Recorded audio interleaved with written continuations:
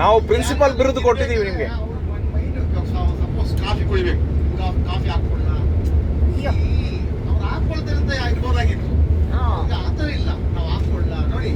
ಎಲ್ಲಿ ಅವಕಾಶ ಸಿಕ್ಕರೂ ಒಂದು ಸರ್ವಿಸ್ ಮಾಡೋದ ಉದ್ದೇಶ ಇದೆ.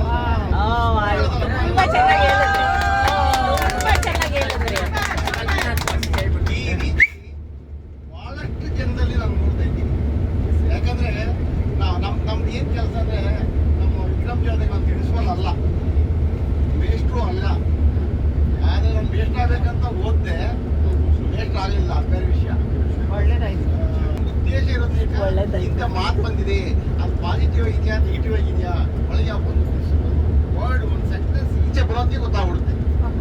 ಆ ರೀತಿ ಎಲ್ಲಾರು ನೋಡಿದ್ರೆ ನಿಜವಾಗ್ಲೂ ಈ ಒಂದು ಯಾತ್ರೆ ಇದೆಯಲ್ಲ, ಈ ವಿದೇಶಿ ಯಾತ್ರೆ, ಇದು ಜೀವನದಲ್ಲಿ ಮರೆಯಕ್ಕೆ ಆಗಲ್ಲ. ಮತ್ತೆ ಎಲ್ಲಾದ್ರೂ ನಾವು ಹೋದ್ರು ಕೂಡ ಹೋದ್ರೆ ನೋಡಿ ಇಂಥ ಒಂದು ಟ್ರೂಫ್ ಅಲ್ಲಿ ಹೋಗ್ಬೇಕು, ಇಂಥ ಟ್ರೂಫ್ ಇರ್ಬೇಕು ಇದ್ರೆ ಅನ್ನಂತ ಒಂದು ಮನಸ್ಸಲ್ಲಿ ಸ್ಥಿರವಾಗಿದೆ, ದೃಢವಾಗಿದೆ, ಶಾಶ್ವತ ಆಗಿದೆ, ಸತ್ಯವಾಗಿದೆ. ಅದಕ್ಕೆ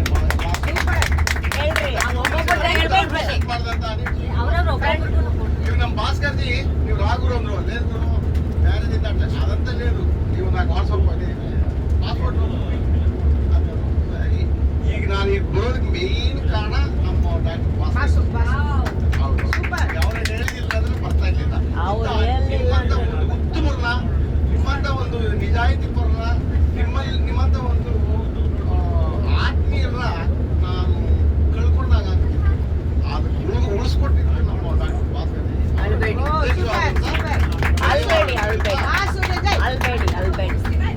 ಹೇಳಿ ಅವರು ಫ್ರಂಟ್ ಇಂದ ಬನ್ನಿ, ಅಲ್ಲಿ ಫ್ರಂಟ್ ಅವರು ಹಾಡು ಹೇಳ್ಬೇಕು ಅಂತಿದ್ದಾರೆ, ನೀವು ಮುಂದುವರಿಸಿ.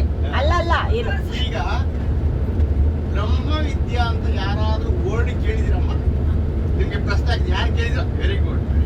ಬ್ರಹ್ಮವಿದ್ಯಾ ಅನ್ನೋ ಮಾತು ಕೇಳಿದಿರ? ಆಮೇಲೆ ಯಾರು ಕೇಳಿದಿರಾ?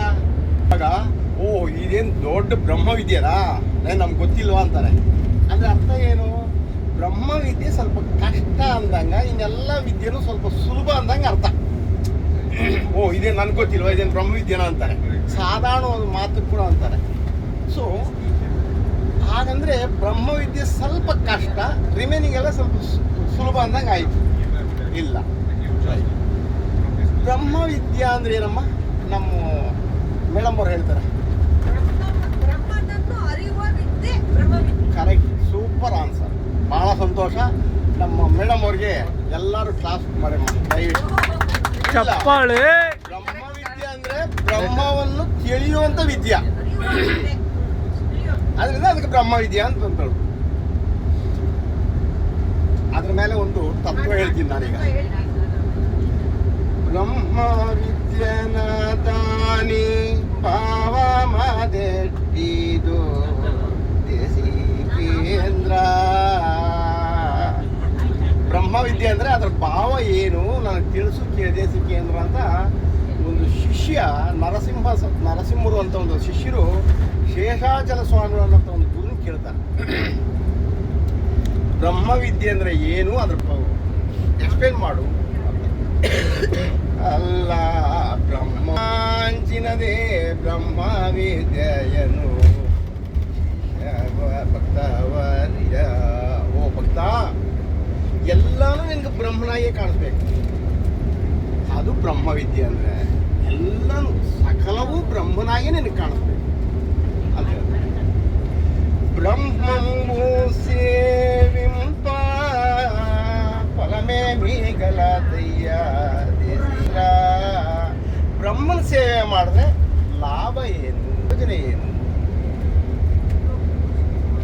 ಆತ್ಮ ಬ್ರಹ್ಮಂಬೂಗನ ಜನ್ಮ ಬಂದ ಮೂಲೆಡ ಬಾಯು ಭಕ್ತವರ್ಯ. ಆತ್ಮ ಬ್ರಹ್ಮನ ಕಂಡಾಗ ಈ ಜನ್ಮ ಬಂಧ ಇರಲ್ಲ ಮತ್ತು ಹುಟ್ಟು ಸಾವು ಇರಲ್ಲ. ಚಚ್ಚಿ ಪುಟ್ಟುಟ పునరపి మరణ పునరపి జననం ఉండదు.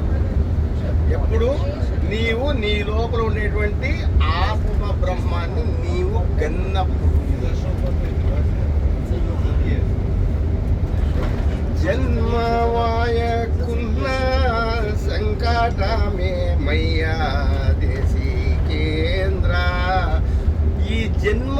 ఎత్తితే నష్టమేమి కష్టమేమి?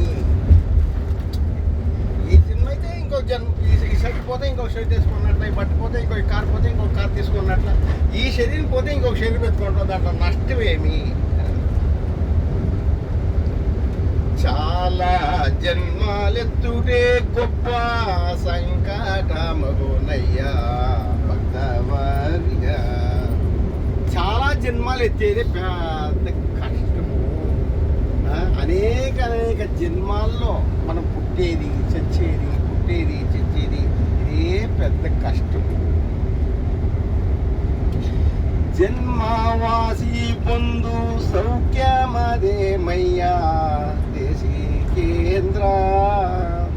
మేటి చిన్మయాత్ముని పదము జందుటే సౌఖ్యమగునయ్యా భక్తవర్య. నీ లోపల ఉండేటువంటి ఆ చిన్మయమైనటువంటి ఆత్మ నీవు కంటేనే నీకు ఈ జన్మాలు పోతాయి. అంటే ముక్తి వస్తుంది, మోక్షం వస్తుంది. మోక్షం అంటే బిడిగడే, మోక్షం అంటే బిడిగడే. దేన్ని ఇంకా బిడిగడే? జన్మాలను ఇంకా బిడిగడే. Birth cycle. చిన్మయాత్ముని కలిసి జీవుడే మగునయ్యా దేశికేంద్ర. తిరిగి జన్మంబునకు రాని సరిని అదే కదా భక్తవర్య. ఆయన ఆత్మలే లయం అయిపోతాడు, మళ్ళీ ఆ దేవుళ్ళనే లయం అయిపోతాడు, మళ్ళీ జన్మాలు ఎత్తేలేదు. అదే దానికి హరయ బంధమిద్దియగును శేష జలాస్తికేంద్ర. దాత్రి పరికింప జన్మమే బంధంబు నరసింహ భక్తవర్య అని ఇట్లు గురించి సూక్ష్మంగా జ్ఞాన సూక్ష్మంబులు విని పరమానందంబు జందు మనం మనకు బుద్ధిట్లని స్వరహితము